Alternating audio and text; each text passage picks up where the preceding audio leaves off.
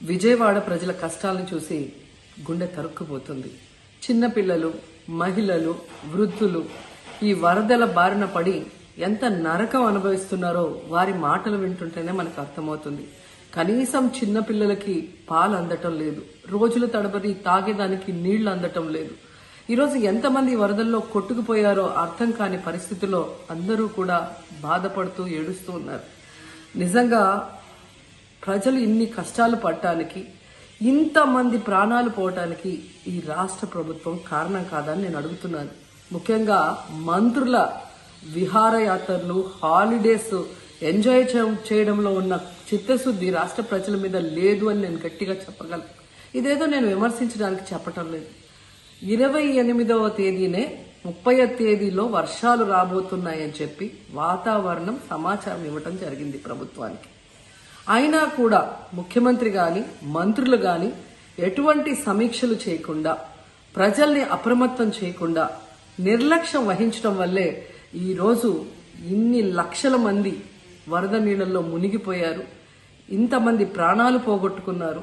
ఎంతమంది తిండి లేక, కరెంటు లేక, తాగునీళ్లు లేక, పసిబిడ్డలకి పాలు లేక ఎంత అవస్థలు పడుతున్నారో మనం అందరం కూడా గమనిస్తున్నాం.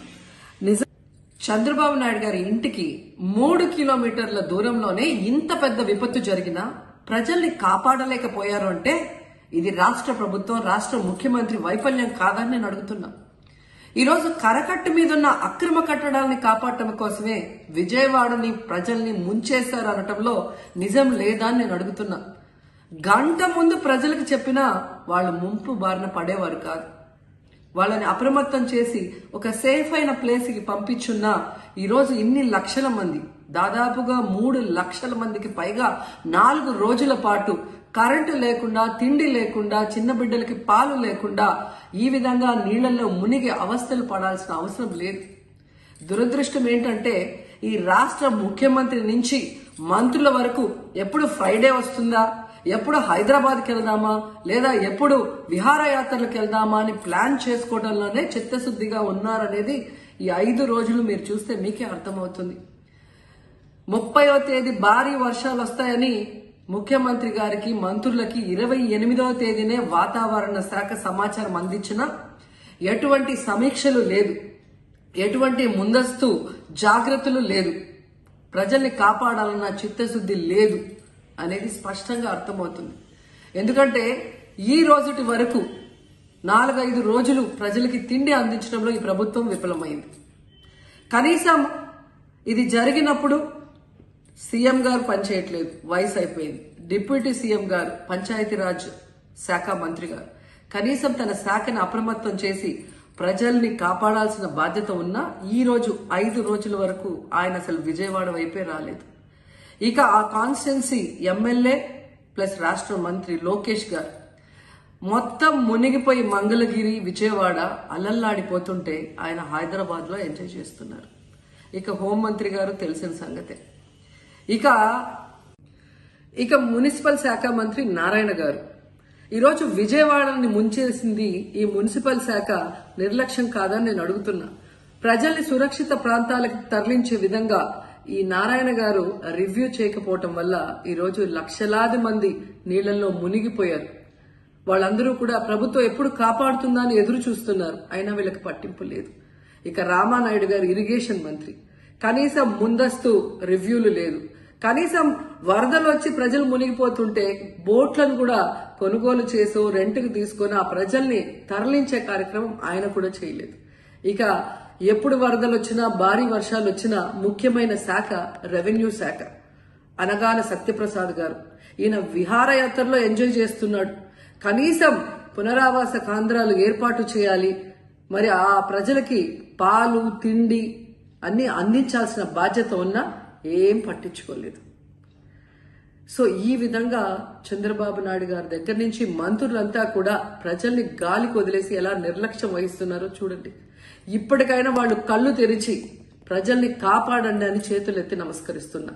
గతంలో జగనన్న ఏ విధంగా వాలంటీర్ వ్యవస్థ ద్వారా, సచివాలయ వ్యవస్థ ద్వారా ప్రజలకి ఏం కావాలన్నా ఇమీడియట్ గా వాళ్ళకి అందుబాటులోకి తీసుకెళ్లటమే కాకుండా ఏదైనా ప్రకృతి వైపరీత్యం వచ్చినప్పుడు వెంటనే వాళ్ళని సురక్షితంగా కాపాడే విధంగా ఈ సచివాలయ వాలంటీర్ వ్యవస్థని ఉపయోగించుకోండి. జగనన్న మీద కక్షతో ఆ వ్యవస్థల్ని నాశనం చేయడం వల్లే ఈ రోజు ప్రజలకు ఎవరు ఏం అందించలేకపోతున్నారని తెలుసుకోండి. అండ్ ఈరోజు జగనన్న విజన్ ఉన్న నాయకుడు, ప్రజల్ని ప్రేమించే నాయకుడని మరోసారి రుజువు చేసుకున్నారు.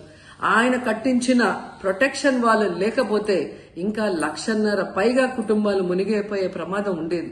ఈరోజు ఆ ప్రాంతం అంతా సేఫ్ గా ఉంది విజయవాడలో ఒక సైడ్ అంటే అది జగనన్న ప్రజల పట్ల ఉన్న అభిమానంతో ఆ ప్రొటెక్షన్ వాల్ కట్టించడం అనేది కూడా మనం అందరం గుర్తుంచుకోవాలి.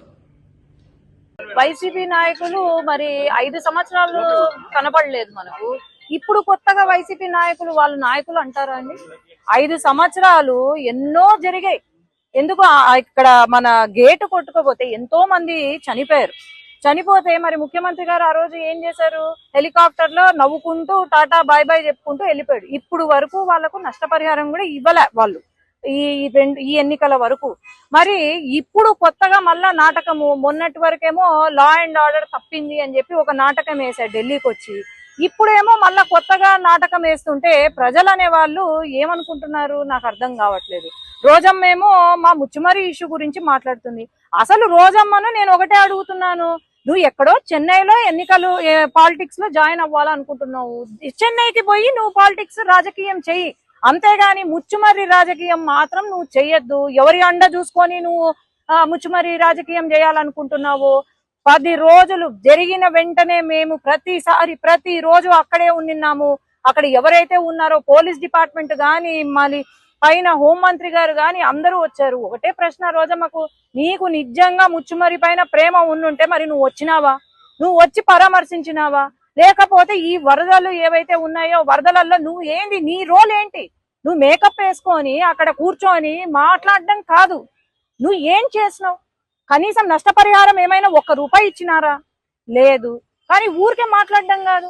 జగన్మోహన్ రెడ్డి గారు మరి ఆయన ఏం మతి స్థిమితం తప్పిందో మరి ఏమో అర్థం కావట్లేదు. నేను అదే అంటున్నా, వైసీపీ పార్టీ ఏదో ఆయనకు లండన్ లో ట్రీట్మెంట్ ఇస్తున్నారంట. ఆ ట్రీట్మెంట్ ఏదో లండన్ లో, ఆ పార్టీ కూడా లండన్ లో పెడితే బాగుపడతావు నువ్వు కూడా. ఎందుకంటే ఇక్కడికి వచ్చి రాజకీయం చేస్తే ఎవ్వరూ ఒప్పుకోరు, అది ఈ టైంలో. చంద్రబాబు నాయుడు గారు ఆయన ఏజ్ ఎంత అండి? ఆయన ఏజ్ కి మించి డే వన్ నుండి అక్కడ తిరుగుతున్నారు, రెస్టే లేదు. ఇంకా మేమైనా మాకు వరద తక్కువ ఉంది కాబట్టి మేమైనా రెస్ట్ తీసుకుంటున్నామేమో గాని అంత వయసులో పెద్ద ఒక ముఖ్యమంత్రి హోదాలో ఉన్న అతను ఆయన 24 గంటలు కష్టపడుతున్నారు, ఇంటికి కూడా వెళ్లకుండా కష్టపడుతున్నారంటే వీళ్ళు మళ్ళీ ఆయన పైన మాట్లాడుతున్నారంటే అసలు సిగ్గుపడాల వీళ్ళంతా. అదే గనక ఈ వరద గనక వైసీపీ హయాంలో వచ్చుంటే గనక మరి ఏంటి పరిస్థితి? ఈరోజు వైసీపీ బోట్లు కొట్టుకొచ్చినాయి బ్యారేజ్ కి. ఎందుకు వచ్చాయి? ఇవన్నీ ఆలోచన చేయండి, ఎవరు దీని వెనకాలండి చేస్తున్నారు. అసలు ఈయనకు మ్యాన్ మేడ్ ఫ్లడ్స్ కి తర్వాత న్యాచురల్ ఫ్లడ్స్ కి కూడా తేడా తెలియని మాజీ ముఖ్యమంత్రి, పులివెందల ఎమ్మెల్యే, మరి ఆయనకు అసలు తెలివి ఉందా? ఏం లేదు. ఎవరో పక్కన పాపం సజ్జల లేనట్టున్నాడు, పక్కన సజ్జల లేరు, లేకపోతే వేరే వాళ్ళు ఎవరు లేనట్టున్నారు, ఎందుకో గ్యాప్ ఇచ్చినట్టున్నారు, ఆయనకి ఇష్టం వచ్చింది మాట్లాడుతున్నారు. దయచేసి తెలుసుకొని మాట్లాడండి, వీలైతే సహాయం చేయండి విజయవాడ ప్రజలకు. మీ వైసీపీ పార్టీ తరపు నుండి సహాయం చేయండి, అంతేగాని చిల్లర మాటలు, చిల్లర వ్యవహారాలు, చిల్లర చేష్టాలు చెయ్యొద్దు. ఆ రోజమ్మను పెట్టినారు, ఇప్పుడు ఆమెకు మేకప్ కే సగం టైం అయిపోతుంది. మరి ఆమె కూడా నోరు అదుపులో పెట్టుకొని ఆమె కూడా వీలైతే విజయవాడకు వచ్చి సహాయం చేయమనండి, మేము కూడా చప్పట్లు కొడతాం, అంతేగాని దీన్ని మటుకు పొలిటిసైజ్ చేయొద్దండి. అందరం కూడా వాళ్ళతో ఉండి మనం ఆదుకుందాము, హెల్ప్ చేద్దాం.